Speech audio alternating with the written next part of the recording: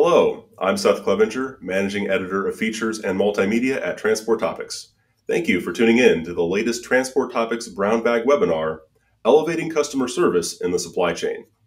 Today, we invite you to lunch and learn as we discuss opportunities to enhance customer service in the transportation and logistics industry with the help of Donna Kintop, Senior Vice President of Client Experience at DDC FPO, our program sponsor.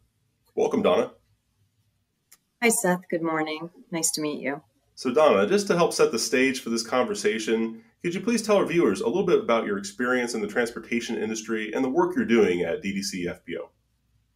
Sure, that'd be my pleasure. I've been with DDC FPO now, part of the DDC group, for just about 5 years. I've been in the outsourcing or BPO business now in excess of 10 years, and within the logistics industry in excess of 20 years. So I started my career on the buy side.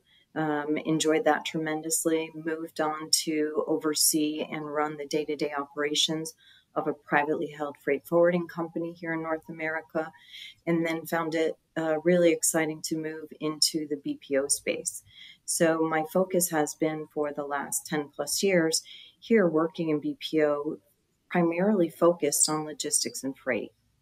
DDC FPO, we have been a BPO provider here within North America for over 20 years. And our focus is primarily on the freight and logistics industry with front and back office processes for LTL, full truckload, and 3PL businesses. All right, well, that's very helpful. And, I've been covering the transportation industry for 13 years myself. And, just in that time frame, it's amazing how much things have changed and how fast the industry is moving. And I'm sure in your time and, your experience and a time frame a bit, wider than my own, but you've certainly seen a lot, right? I mean, I imagine the amount of change you've seen in the industry has been pretty significant over the years. It's been quite exciting. The introduction of a lot of new technology. We managed to get through the 2008, 2009. We managed to get through COVID. So the industry is one that's really very, it goes with the flow. Yeah. It has to adapt. It has to really bend and curve as needed based on the world economy and based on what's going on here in North America. And so, this industry is just very flexible, and I thoroughly enjoyed that about it. Yeah, certainly a resilient industry, has been through a lot, and it's an industry that the whole world, the whole economy counts on. So it's exciting to be a part of it. And sort of a jumping off point for this conversation is a white paper that DDC FPO recently published on customer service trends in the supply chain. Really fascinating bit of research there. The findings were based on a survey of more than 200 business leaders at carriers, 3PLs, and shippers. One of the main takeaways is that customer service is a clear opportunity for businesses to differentiate themselves in the marketplace and gain a competitive advantage. So let's start there. How do you see, customer service, as an opportunity, not just, again, to serve your customers, but to really give a transportation company an edge over their competitors? So for those that have been in the industry for quite some time, many views are that this is a commodity industry. If you're in the LTL business, you can move carriers fairly easily. You can move from one broker to another. You can utilize multiple 3PLs. When in fact, it's really not a commodity business. The better you are at personalizing that service and customizing your process to your customers, the better success you'll have. So what we've done over the last couple of years is repeated a survey with the same population just to see how the trends are moving forward, what's changing within everyone's world on a day-to-day basis.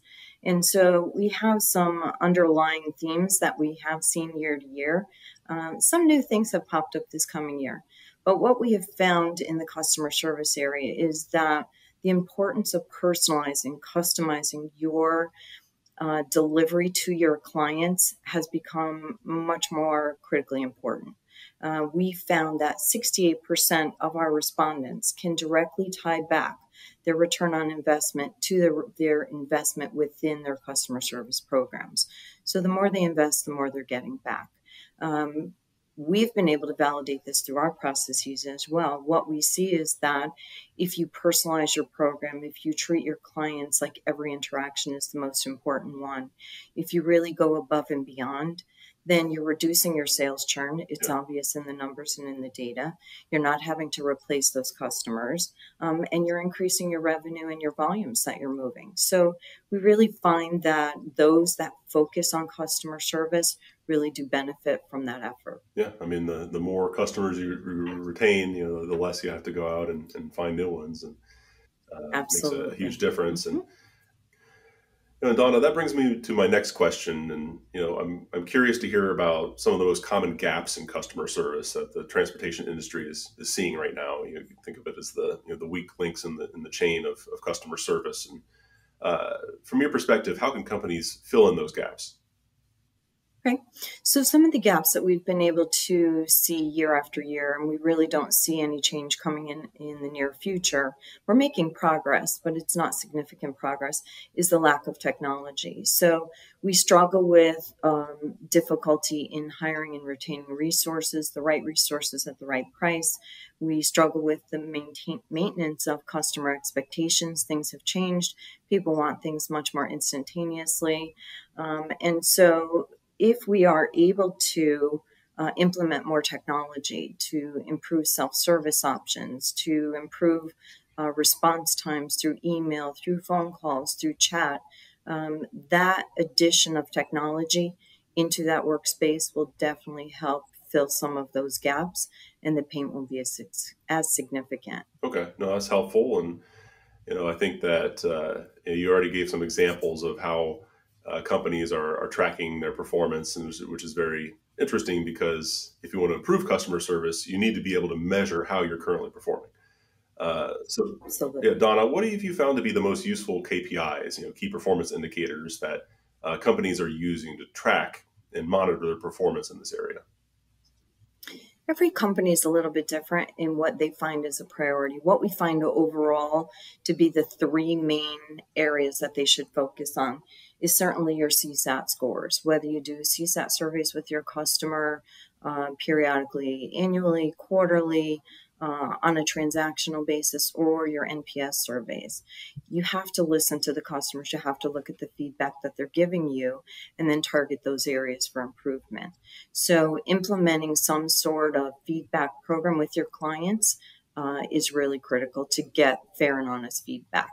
The next one that we see has to do with evaluating your agents. So those agents that work within your customer service area, look for best practices, look for top performers, who's doing the very best job and getting the best scores or best results out of those client interactions.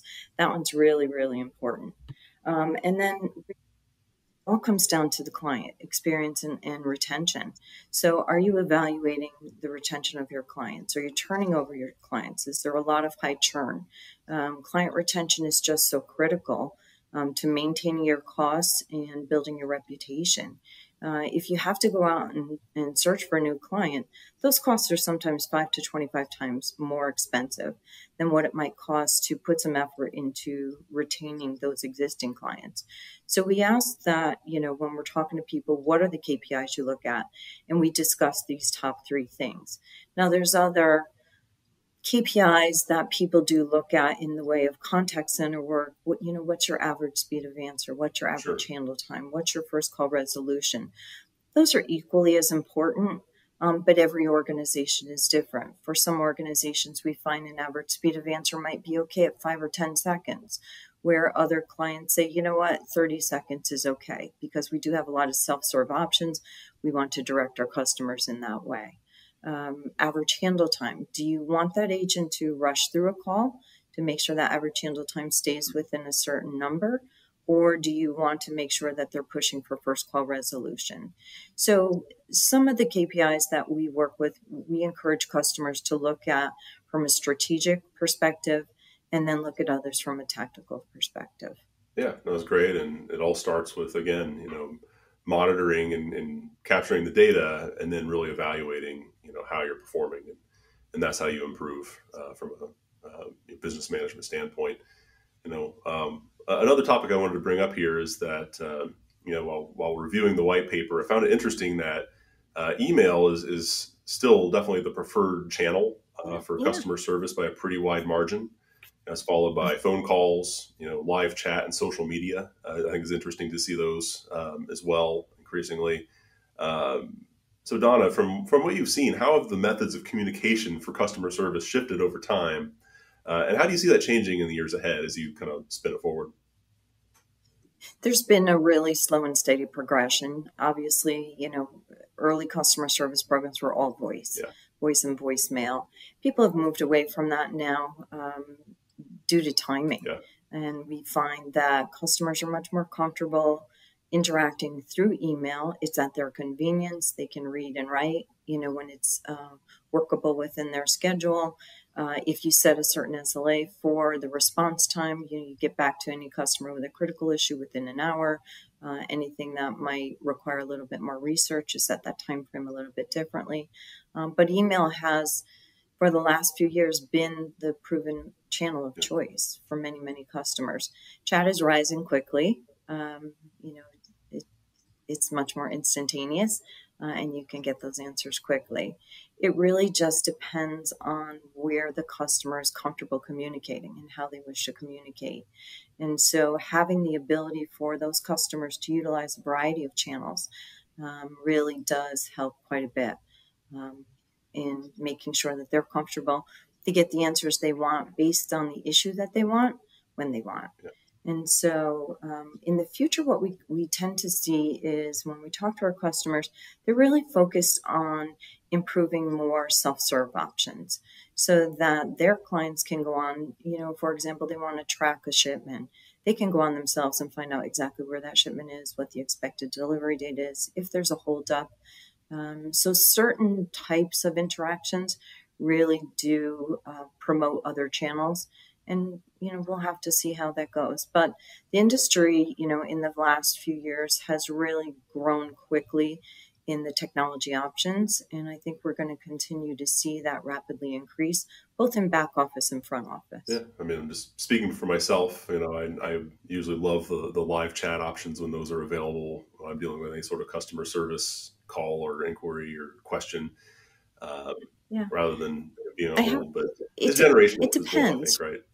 Yeah, I think it is generational, and I really do think it depends on the situation. So, if you have a little bit more time, okay. If you don't, Yeah, you choose the option that's best yeah, for you. But it really does, it's wise for our clients and those within the industry to make sure that they have viable options open and that depending upon which channel they would like their customers to communicate, that they set their yeah, expectations. absolutely. And meet the customers where they are and all those different preferences out there. Uh, I love yeah, that saying. I really do love that saying because it's so important. It's not really what we think they want, it's what they want. And you have to listen carefully. yep. We've been discussing technology as kind of a thread of this whole conversation, but DDC FPO, of course, the provider of business process outsourcing services and technology. So I'd like to take a moment here to just ask how outsourcing can play into a company's overall customer service strategy. What types of customer service functions do you find tend to be a good fit for outsourcing? That's a great question, Seth. So, again, it depends on the company. When we approach a company and we go through a discovery conversation or a discovery phase with them, we find out where their challenges are. Where are they having difficulty staffing? Where is it costly to staff? Where do they need some elasticity based on peak season, seasonality, natural disasters, anything that might come along? And so we talk to them about what's most critical to you. Where do you want to see improvement quickly? What can we do to help? And so there are a variety of processes that we can absorb relatively quickly and can be very adaptable based on the highs and the lows in their business. So it's a blend of both back and front office processes as well as technology solutions. So under the customer service umbrella, we see that most of our clients and prospects reach out because they're struggling to find agents that can adequately staff their customer service lines, either for Right. normal daytime shifts or extended evening shifts, weekend shifts, holidays. So any type of customer service type of inquiries, a pickup order, a track and trace. I have a question on my invoice, anything along that. Anything that is repetitive. If a customer constantly wants to call up and we get many calls that say, I've got these 10 pro numbers. Can you tell me where they all are? So, we work with them and provide whatever information they might need. On the back office side, if customers need some assistance in billing, we had an instance last summer where the whole industry in LTL kind of flipped upside down and people needed to move and change very rapidly.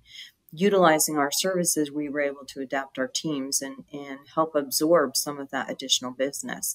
And whether it was on the billing side, whether it was on the customer service side, whether it was on claims processing or dispatching, working in a communication lane with their drivers, we were able to really step in and assist with a lot of those changes in a quick way. So it really just depends on what the client is looking for.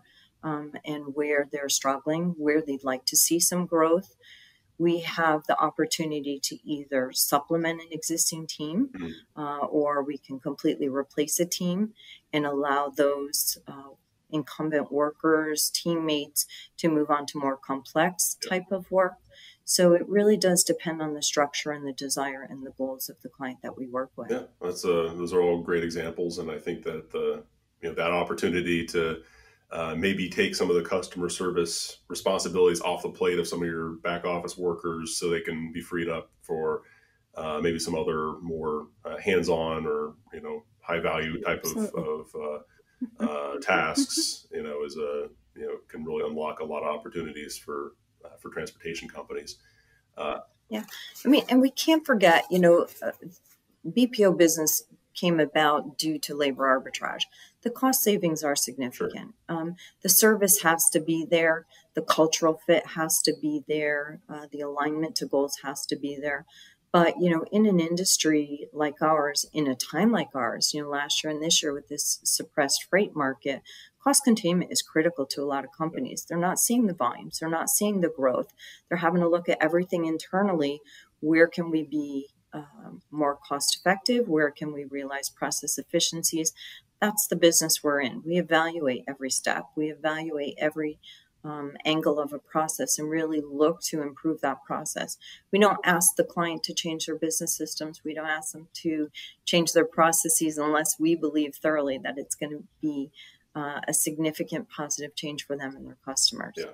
So there's a number of areas that they can evaluate and look at and have a conversation about. Yeah, well, that's great. And to your point on the sort of cost containment, and it's an industry that operates on such thin margins, and pennies saved can really add up in our industry. I wanted to dive a little bit deeper into the technology side of the conversation. That's been one of those big trends, and is playing an increasingly important role in this field of customer service. So maybe just give me a little bit more, in terms of examples of how technology investments can start to streamline and improve customer service processes in the transportation industry. How are you, harnessing technology with what you do? Absolutely. So many of our customers are working with us on basic processes. So we evaluate a process. Where can we automate it? What kind of knowledge base can we build if they don't have one? That will help our agents answer the calls more quickly, more efficiently, provide more accurate information. That ties over to self-help. What can our customers do to make sure that that knowledge is available to their customers as well? So through a variety of ways, we gather information, we provide them with feedback. It helps in so many different ways to make sure that, their budget, when they're setting their budget for the beginning of the year, if you're going to invest in some technology, you can then plan out what that cost is going to be. You can balance that against the cost savings for, say, expanding your customer service department during a peak season. Your costs are consistent and you can count on those. Ease of use, the generational topic that we just touched on a little bit earlier. A lot of folks nowadays don't want to talk to a live person. They want to use a piece of technology or a system that really is simple to them on their handheld, and they can look up information and get it instantaneously and take action and make some decisions based on that. So technology is playing a much more significant role in the marketplace that we work within. Another example, come peak season, everybody knows from September to December, everybody's running full out at 100 miles an hour. So how do you adapt to that? We certainly can offer some options with, staffing that expands and contracts based on a lot of those trends. But, technology can handle that bandwidth, and, it's not at any additional cost. So what kinds of systems can our customers, anyone within this industry, look within to implement to make sure that there is a consistent and cost-friendly option for their customers to utilize? Yeah, no, all great examples. And speaking of examples, I think that in the trucking and logistics industry, I find that business leaders are always very interested in learning from their peers, right? What's the recognizable known companies that they see sometimes they compete with directly. What are they doing that's successful? So I'm curious if you have any case studies or examples of transportation companies that have really improved customer service operations in recent years, and if you have that, how were they able to really step up their performance? Oh, I'm happy to share. So, we hold our client names in high confidence. So unfortunately, I cannot share a client name with you, but I can tell you that they are a large provider of LTL brokerage and parcel service here in North America and in Europe. We've worked with them for a number of years. We started small with them. We started with their billing service, and we handle all of their billing now within their LTL and parcel service. And then we expanded into the customer service arena. And so now we have omni-channel support for their customers that we provide both during business hours as well as off hours. So that helps reduce their staffing and their costing. We've now, in the last 2 years, moved into more of their back office. We handle a lot of their AR operations. So we're handling more and more of the roles that are, part of your order to cash process. And so as people are leaving or they're expanding within their organization, those positions are being transferred to us. Additionally, we've been able to implement one of our technology solutions with them, DDC Sync, which is a handheld device with a proprietary application that captures a BOL image as the driver is on site. Having that ability to capture a clear image, send that back into the billing department. They then can invoice much sooner, and they have the opportunity to have the data to do 5 to 6 hours of advanced planning for all of their night services. So it saves them significantly on what they have to do after hours internally within their warehousing and planning teams. So we started small with them. We've continued to grow. As their business grows and expands, they come to us and we talk through a discovery about that certain process. They've been able to reduce their average speed of answer within customer service based on the efficiency of the processes that we have. They've been able to reduce their invoicing time based on the combination of utilizing DDC Sync in our billing service. So throughout their organization, their planning organization realized a number of efficiencies now, utilizing us as a partner. Collections, we do soft collections for them. So their DSO has reduced significantly. So we've provided quite a few benefits throughout this partnership, and we continue to grow with them, both in their North America entities as well as European. Yeah. Oh, thank you. That's very good insights into the type of work you're doing with your customers, and totally understand and respect the need to protect their identity. But I think that we're very proud of the relationships that we build. We are definitely in this for the long term. There's no short-term gain. Yeah. We look for multi-year contracts, and we look to make sure that what we can provide will be beneficial. Otherwise, it's certainly not worth it. Yeah. Now, still a lot of paperwork in trucking. So I'm glad you brought up the bill of lading, imaging, capture capabilities. I think there's so much opportunity for more of that moving forward in the industry. Absolutely. Yeah. There's a great deal of advancement in that area. Yeah. We're known as a premier provider for billing services. So, we're constantly looking at how we can improve that process, automate it using AI, using machine learning. And the advances have been phenomenal over the last couple of years. Yeah, I'm sure much more to come on that as well, especially with AI coming in and starting to unlock some new capabilities. And one point that you brought up earlier that I'd really like to dive into a bit more is this down cycle in the freight market, right? I mean, it's been a pretty rough 2 years now in terms of Sure. an oversupply of freight hauling capacity. It's been holding back rates. And then, again, as you stated, when revenue is down, it's more important than ever to control costs and operate as efficiently as possible. So I'm curious if you're seeing an uptick in customers who are really just looking to, coming to you looking to manage back office costs through business process outsourcing, through technology adoption, and even what they're doing in customer service. Is there just more of a focus on cost control these days? Yes, 100%.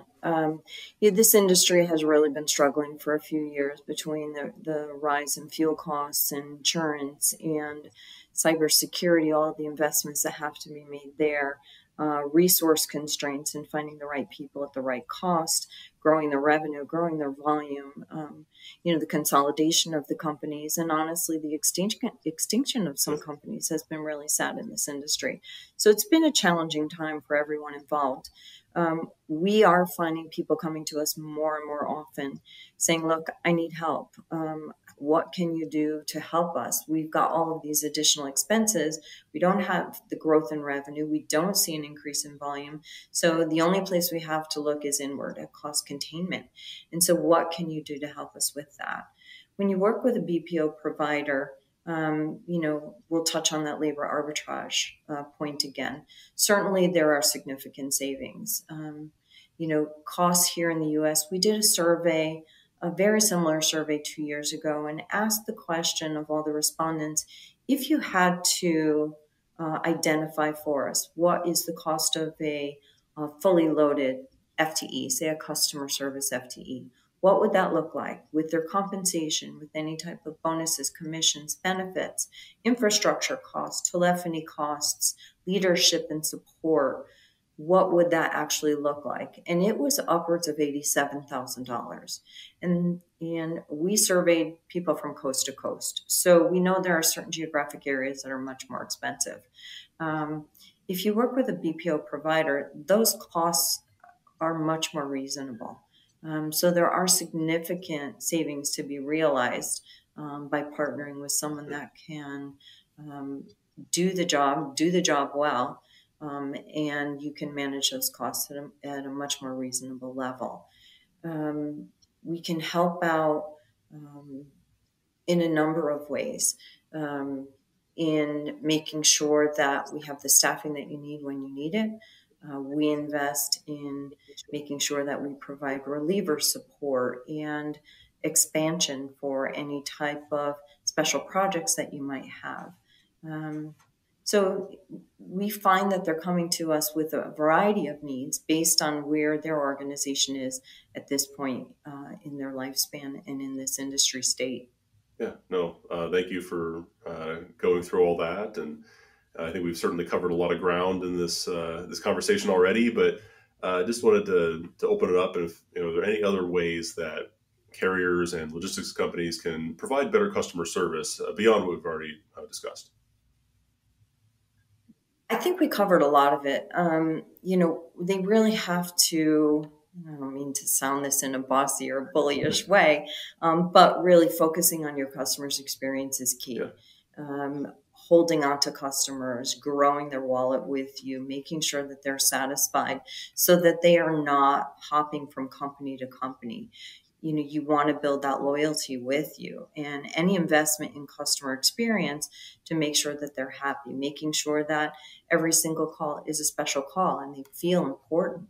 that their questions are answered, that their freight is not damaged. You have to make sure that, and if it happens in this industry. How are you managing that process? It's not so much in this industry how you handle things when they go well, but it's how you fix a problem when something goes wrong. And so having the adaptability and the authority and the responsibility to make sure that you can work with customers and really work toward their goal and make sure that they're satisfied with the service that you're providing will go a long way. Yeah.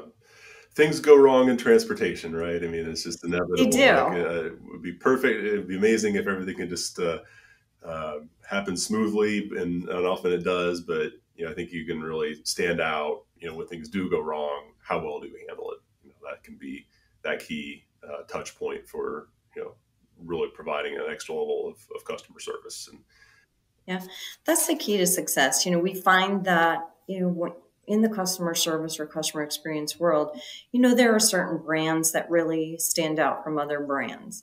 I like to use this example, Delta Airlines. You may or may not be a fan of Delta Airlines, but with every interaction you have with them on the phone, they ask you to stay on for a one-question survey. And that one-question survey is always, if you had an organization, a call center organization, would you hire the person that you just spoke with? And I think that's very telling about every aspect of their operation. How did that agent treat you? Were their processes efficient? Were their systems up to date? Did they have the answers? Were they empathetic? And so, I like to use that example to say, look, it can be very simple. It doesn't have to be complex. It doesn't have to be a massive overhaul of what you're doing. Small steps and small changes make huge improvements. So it's not as if you're going to implement a whole new ERP system for millions and millions of dollars. You can do this incrementally. You can do it in very wise ways. To make sure that your customer is more satisfied and sticks with you. Yeah. So I always like to end these interviews by looking ahead to the industry's future. So Donna, how do you envision customer service practices and communications evolving in the years and even decades ahead? If you had to look into the crystal ball for us. Oh, it's definitely, I always think there will be a need for people because people want to talk to people. But there definitely is a lot of room for improvement in the technology that's out there. And we see every single day more and more technology being implemented. With AI, with machine learning, it makes our jobs and it will make the customers' lives so much easier. As these systems develop and as, they go through their smart learning process, answers are going to be more accurate. They're going to be more timely. So implementing those types of mechanisms within a customer service organization where you don't have to rely on speaking with a live person unless you'd like to, I think there's a lot of room for growth there. And we see that every single day. We have customers that we have conversations with on a consistent basis about what they're looking to implement and how that will improve their processes and how we can work within that system. So that I think is going to be one of the significant changes. I also see a lot of effort being put into soft skill training. Mm. So, this is a what have you done for me lately kind of world, and I want it now or yesterday is better. So a lot of emphasis is going into training now in the soft skills arena, in empathy and sympathy, in how to respond in a polite and kind way, how to de-escalate. And so I think those training aspects as well will help improve experiences, whether you're emailing or whether you're speaking with someone live. I think that will help improve the quality of those transactions too. Yeah. Well, I see we're short on time, Donna, but before we wrap up here, just like to open it up to any final parting thoughts you'd like to share.